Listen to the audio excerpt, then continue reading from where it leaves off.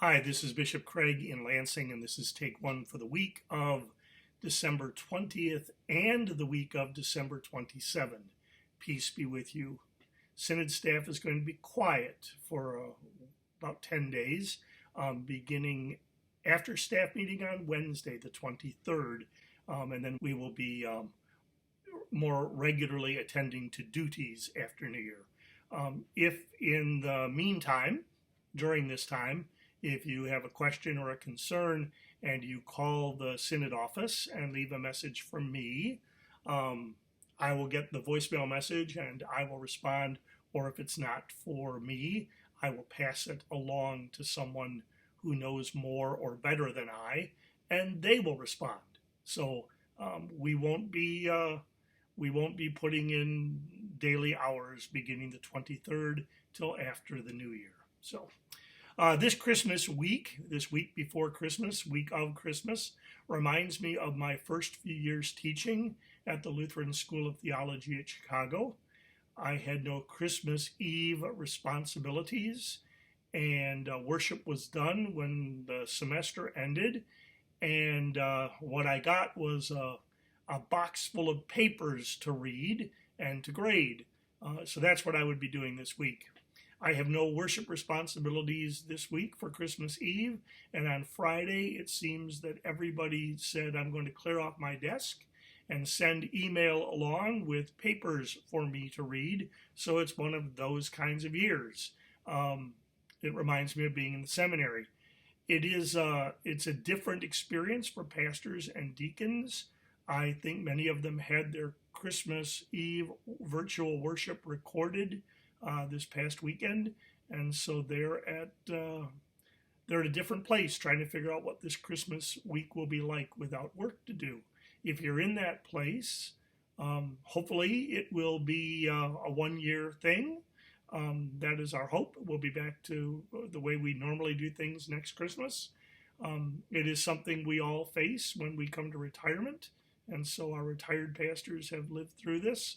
It's something I warn Synod staff about when they come on the staff, that what was the busiest time in the parish is the quietest time on the Synod staff.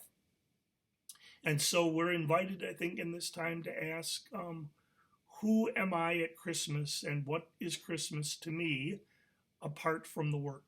And that might be a good thing to contemplate and to pray about. What does it mean for Christ to be born for us and in us and through us when the normal work is already done or we cannot do it?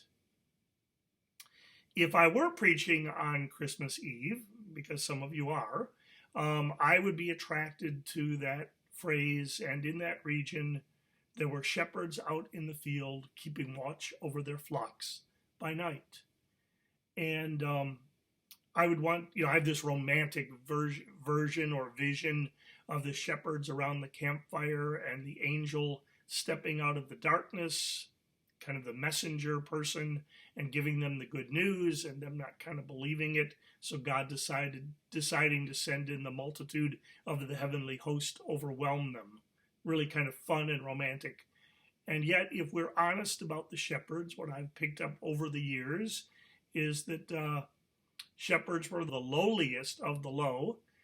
There were ordinances keeping shepherds from entering into city limits. Shepherds could not testify in court.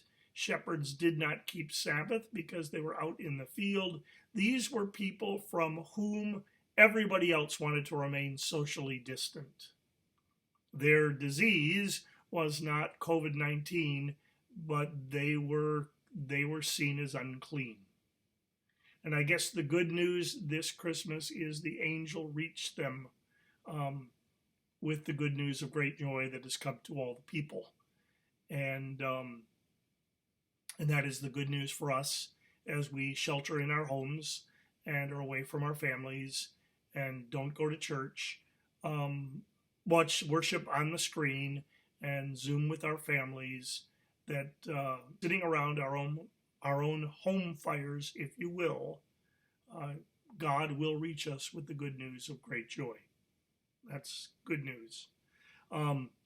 On the Sunday after Christmas, the first Sunday of Christmas, the 27th, I'm very excited because the Synod is offering a service of lessons and carols. It went out to the congregations that asked to receive it today, Monday, and so some congregations will be using it as their congregational worship on Sunday the 27th.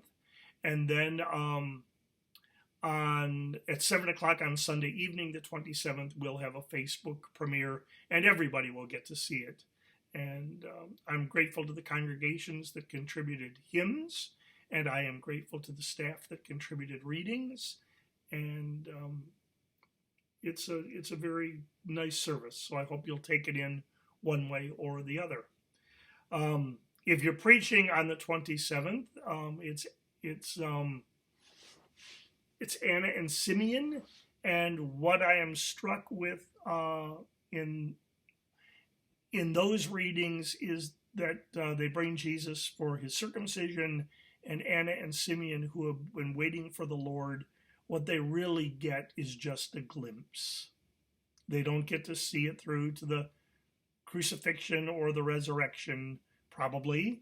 They probably don't hear Jesus preach the Sermon on the Mount, or I guess in Luke it's the Sermon on the Plain.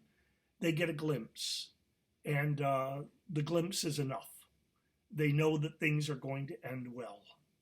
And so the invitation, I think, if you're preaching on the 27th of December, is to not discount or overlook the glimpses that God is at work and that Jesus will reign, and to cherish those glimpses, to take them in, and to allow them to be enough. Which fits right in, I think, for the reading of the second Sunday of Christmas, which is, I think, the 3rd of January. It is John 1:1, the prologue of John's Gospel that kind of tells us all that is to come. And what I'm summarizing it as this Christmas is, it's in the beginning was the Word, and the Word was with God, and the Word was God. And he was light, and the light was the life of all people. The light shines in the darkness, and the darkness has not overcome it. The light shines in the darkness, and the darkness has not overcome it. This Christmas, as in Christmases in the past, periodically, historically, the darkness, if you will, using John's language, the challenge, the despair, the forces that seem to be against God and humanity, the darkness, to use that word, is very real. And we can name them: pandemic, division, isolation, separation, economic uncertainty, all of it. All of that is very real. And the light is equally real.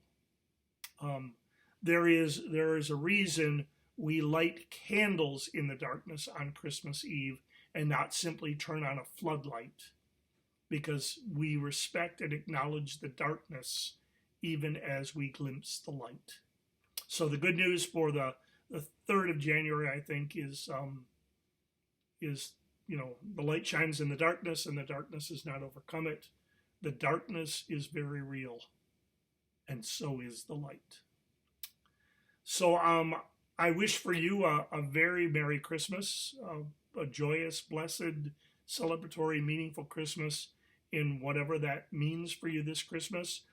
Kathy made bûche de Noël, or a Yule log, a traditional Christmas cake, and we had it on Sunday.